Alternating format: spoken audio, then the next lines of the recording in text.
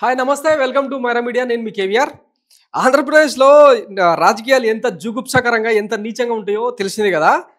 ఇప్పుడు ఈ పదప్రయోగం ఎందుకు చేయాల్సి వస్తుందంటే నిన్న వైఎస్ జగన్మోహన్ రెడ్డి కొడాలి నానిని, వంశీని, అవినాష్ను దృష్టిలో పెట్టుకొని అంటే కమ్మ సామాజిక వర్గం నుంచి మరో ప్రత్యామ్నాయ వర్గం తయారవుతూ ఉంటే నారా లోకేష్కు, చంద్రబాబు గారికి అది జీర్ణం అయితే లేదు, డైజెస్ట్ కావట్లేదు. అందుకే వాళ్ళ మీద విపరీతమైన నిర్బంధాలకు, అక్రమ కేసులకు తెగబడుతున్నాడు అని చెప్పి ఒక మాట మాట్లాడిన దానికి వైఎస్ జగన్మోహన్ రెడ్డిని ఇంత లేకి మనస్తత్వం అనేది, అసలు మొగాళ్ళతో ఏంది లేఖితనం అని చెప్పి మాట్లాడుతూ ఉన్నారు. ఒకసారి వైఎస్ జగన్మోహన్ రెడ్డి ఏం మాట్లాడిండు, దానికి కౌంటర్గా వంశీని ఎందుకు టార్గెట్ చేస్తా ఉన్నారు అనేది చంద్రబాబు నాయుడు గారికి వంశీని చూస్తే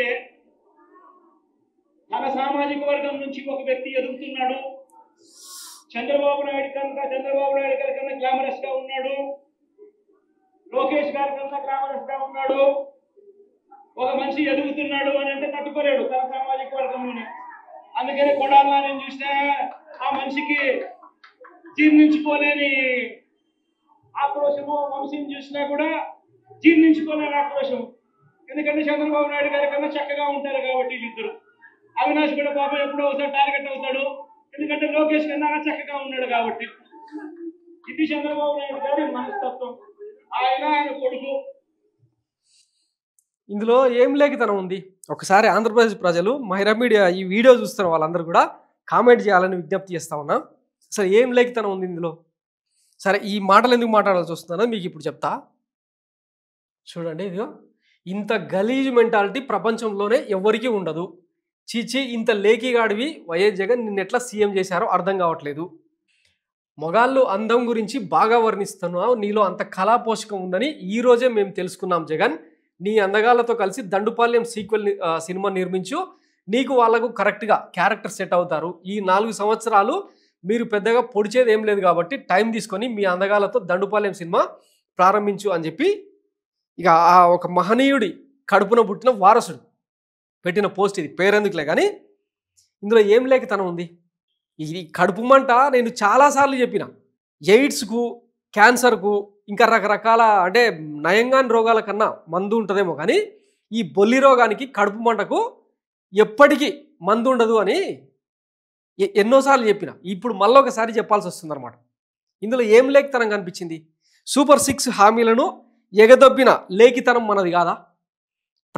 ప్రజలను చెవులలో పెద్ద పెద్ద క్యాబేజీ ఫ్లవర్లు పెట్టి మోసం చేసింది లేఖితనం కాదా? లేఖితనంగా అనిపించట్లేదా? సనాతన ధర్మాన్ని ఎత్తుకొని కులాల మధ్య, మతాల మధ్య వైషమ్యాలు రెచ్చగొడుతున్నది లేఖితనం అనిపించట్లేదా? ఇంకా మన నాయకుల, మన కూటమికి ఆ సారథ్యం వహిస్తున్న మన నేతల తీరు అత్యంత జుగుప్సాకరం అని చెప్పి రాజకీయ వర్గాల్లో ఎవ్వరికి అడిగినా చెప్తారు. మరి వాళ్ళ లేఖితనం గురించి మనం ఎప్పుడు మాట్లాడలేదే? ఇట్లా చెప్పుకుంటూ పోతే మన లేఖితనం గురించి, మన జుగుప్సాకరమైన క్యారెక్టర్ల గురించి ఒక పెద్ద ఎపిసోడే రాయొచ్చు. నిన్న ఆ చిన్న పాప ఏం చేసింది? ఆ పిల్ల అంటే ఒక ఎమోషన్తో, హృదయంగా తనకు అంటే విద్యా సంస్కరణలు కావచ్చు, తన తల్లిదండ్రులను ఇబ్బంది పెట్టకుండా గత ప్రభుత్వంలో చదువుకున్న విధానం కావచ్చు, ఒక చిన్న పాప కనీసం అంటే పసిప్రాయం కూడా దాటకుండా, ఊహ కూడా తెలియని ఒక చిన్నారి జగన్మోహన్ రెడ్డిని చూసేదానికి, ఆయనతో సెల్ఫీ దిగేదానికి వెంపర్లాడితే దాన్ని గమనించిన జగన్మోహన్ రెడ్డి దగ్గరికి తీసుకొని నుదుట ముద్దు పెట్టి ఒక సెల్ఫీ ఇస్తే ఆ అమ్మాయి సంతోషం మామూలుది కాదు. అట్లాంటి అమ్మాయిని కూడా ట్రోల్ చేసిన లేఖితనం మీది చూపిస్తుంది. అది కూడా ఇంకో ఈ పర్ఫార్మెన్స్కు మీకు నచ్చినట్టయితే సూపర్ అని 5 స్టార్ రేటింగ్ ఇచ్చి వైసీపీ ఆఫీస్కు మెసేజ్ పెట్టండి. పేటిఎం కరో. ఏం జరిగింది, ఎందుకు అలా ఏడుస్తున్నావు అంటే మీ ప్రసంగంతోనే లాలాబడి పాట పాడండి. పిల్లల్ని రాజకీయాలకు వాడుకోవడం ఎప్పటి రాజకీయం ఇది? సోషల్ మీడియా యుగంలో ఎవరు నమ్ముతారు? తర్వాత పిల్లల్ని ట్రోల్ చేస్తున్నారని సింపతి కార్డు వాడటానిక? పేటిఎం ప్రచారాలు ఇలా ఉంటాయి. చిన్నపిల్లల్ని కూడా వదలరు. ఓవర్గా ట్రైనింగ్ ఇచ్చారు. పిల్లలకి ఇలా ట్రైనింగ్ ఇచ్చి వీళ్ళు ఏం సాధిద్దామని ఆయన పిల్లలు ఇలాంటి అరింద మాటలు మాట్లాడితే చిరాకేస్తుంది. సినిమా డైరెక్టర్లకు, ఆర్టిస్టులను ఐడెంటిఫై చేయడం కష్టమేమో కానీ పేటిఎం బ్యాచ్కు భలే దొరుకుతారు. నిన్ననే ఒక స్టోరీలో చెప్పినా కదా, మన చంద్రబాబు గారు 2019లో ఓడిపోయినప్పుడు తమిళనాడు నుంచి ఆర్టిస్టులను తీసుకొచ్చి మీరెట్టా ఓడిపోయారయ్యా అని చెప్పి ఇక ఆ కన్నీళ్ళు, ఆర్ధనాదాలు మామూలువి కాదు. మనము 2004 నుంచి మొదలు పెడితే చైల్డ్ ఆర్టిస్టుల నుంచి సినిమాలో పనిచేసిన చైల్డ్ ఆర్టిస్టులతో ఇక మన ప్రచారాలు, విపరీతాలు ఇవన్నీ అవన్నీ చూపిస్తే చాలా పెద్ద ఎపిసోడ్ అవుతుంది. ఆఖరికి మనం 2014 నుంచి 19 మధ్య పోలవరం ప్రాజెక్టుకు సంబంధించి వారం వారం పోలవరం అని చెప్పి బస్సులు వేయించి జయము జయము చంద్రన్న అని పాట పాడించి దానికోసం 100 కోట్లు తగలేసిన తీరు ఇది కాదా లేఖితనం? ఒక నాయకుడు అభిమానంతో ఒక అమ్మాయి దగ్గరికి వస్తే ఫోటో ఇచ్చి పంపడం కూడా లేఖితనంగా కనిపిస్తే మీకు ఇంకా ఏం చెప్పాలి? ఇప్పుడు ఆ వల్లభనేని వంశీ కావచ్చు, నాని కావచ్చు, అవినాష్ కావచ్చు, నెక్స్ట్ తరానికి వాళ్ళు ప్రతినిధులు. మీ పార్టీలో అంటే మీ లేగి పార్టీలో లేకపోతే ఇంక అవతల ఎవరున్నా కూడా ఇట్లా క్యారెక్టర్ అసాసినేషన్ చేస్తారా? కొంచెం అన్నా బుద్ధి ఉండాలి కదా, బుద్ధి జ్ఞానం ఉండాలి కదా. మళ్ళీ పెద్ద పెద్ద చదువులు చదువుకున్న వాళ్ళం మనం. ఈ పదాల్ని వాడాలంటేనే కొంచెం నాకే ఎంతో ఎబ్బెట్టుగా అనిపిస్తుంది. కానీ ఇక ఈ పోస్టులు చూసిన తర్వాత తప్పట్లేదు, మరి బరెస్ట్ కావాలి.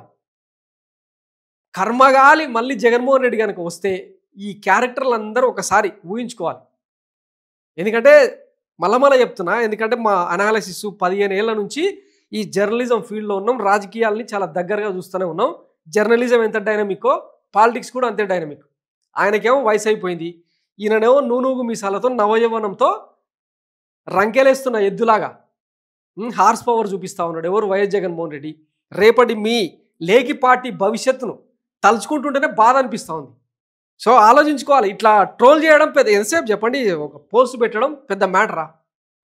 కానీ దాని వెనుక జరిగే విపరీత పరిణామాలు, దుష్పరిణామాలు, కాన్సిక్వెన్సెస్ ఎట్లా ఉంటాయన్నది ఆలోచించుకొని పోస్టులు పెట్టాలి. మొత్తం ఒకటే టోన్ అనమాట. ఆ బీజేపీ సెంట్రల్ ఆఫీస్ నుంచి ఎట్టయితే వస్తాయో మన మంగళగిరి సెంట్రల్ ఆఫీస్ నుంచి అందరికి ఇట్లా వస్తాయి. ఇక మరి పేటీఎం యాక్షన్ చేస్తున్నది ఎవరు? మరి పేటీఎం యాక్షన్ చేస్తున్నది ఎవరు? ఇవన్నీ తెలుసుకోవాలి కదా. ఇప్పటికే ఆంధ్రప్రదేశ్ ప్రజలు ఈ కూటమి భాగస్వామ్య పక్షాల మీద దుమ్మెత్తిపోస్తూ ఉన్నాయి. దగ్గరికి వస్తే చెప్పుల దండలు వేసేదాకా పరిస్థితి మారింది. ఫస్ట్ గ్రౌండ్ లెవెల్కి వెళ్ళి ఆ రియాలిటీకి అనుకునే పని చేయండి. ఈ లేకి పోస్టులతోనే ఏమీ అవ్వదు. 1-2 రోజులు ట్రోల్ అవుతుంది అంతేగాని దాని తర్వాత ఏముంది? సో ఆలోచించుకోండి. మరీ ముఖ్యంగా పరదాల సాటున తిరిగే సీఎం అని చెప్పి ట్రోల్ చేసిరు కదా. ఇప్పుడు బయటకు వస్తే ప్రతిపక్ష నేతగా మీరన్నట్టే 11 సీట్ల పార్టీ నాయకుడికి ఇంత పెద్ద ఎత్తున ఆదరాభిమానాలు, జననీరాజనాలు ఎందుకు దక్కుతున్నాయి అనేది ఒక్కసారి క్రాస్ చెక్ చేసుకోండి. Thanks for watching Myra media. నేను మీ కేవీఆర్. Thank you.